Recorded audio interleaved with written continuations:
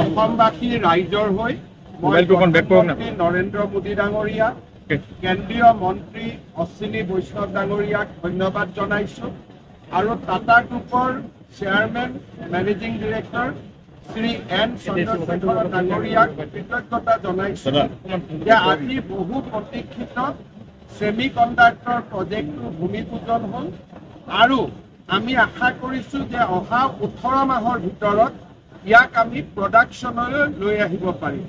আজিৰ পৰা কাম আৰম্ভ হ'ব, 18 মাহত আমি প্ৰথমটো ইউনিট আৰম্ভ কৰিব পাৰিম। ইয়াত 27,000 লোকৰ প্ৰত্যক্ষ নিযুক্তি হ'ব।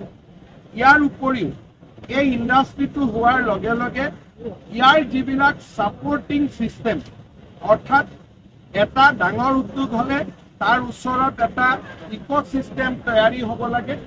এই চিষ্টেমটো ইয়াত তৈয়াৰী হ'ব, বহুত ইণ্টাৰনেশ্যনেল প্লেয়াৰ্ছ ইয়াত আহিব আৰু মই ভাবোঁ যে ই এটা ফিউচাৰ ইণ্ডাষ্ট্ৰি, যাক আমি ছেমি কণ্ডাক্টৰ AI আমি এইবিলাকক ফিউচাৰ ইণ্ডাষ্ট্ৰি বুলি কওঁ, ইয়াৰ এটা বৃহৎ কৰিডৰ জাগিৰোডত নিৰ্মাণ হ'ব। মই ভাবোঁ যে এয়া আজিৰ দিনটো আমাৰ জাতিটোৰ বাবে এটা সোণালী ক্ষণ, এটা ঐতিহাসিক ক্ষণ, সোণখেৰীয়া যাত্ৰাৰ এটা মাইলৰ খুঁটা। মই অসমবাসী ৰাইজক আজিৰ এই দিনটোত অভিনন্দন জনাইছো। Today is a very, very important day for Assam.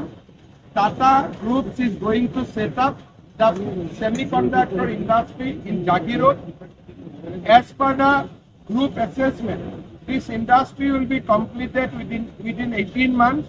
Today, Tata Group Chairman, Managing Director, Sri Chandrasekharan ji has done the Bhumi Pujan, and at least within 18 months from today, this production unit will become effective. It will come into operation.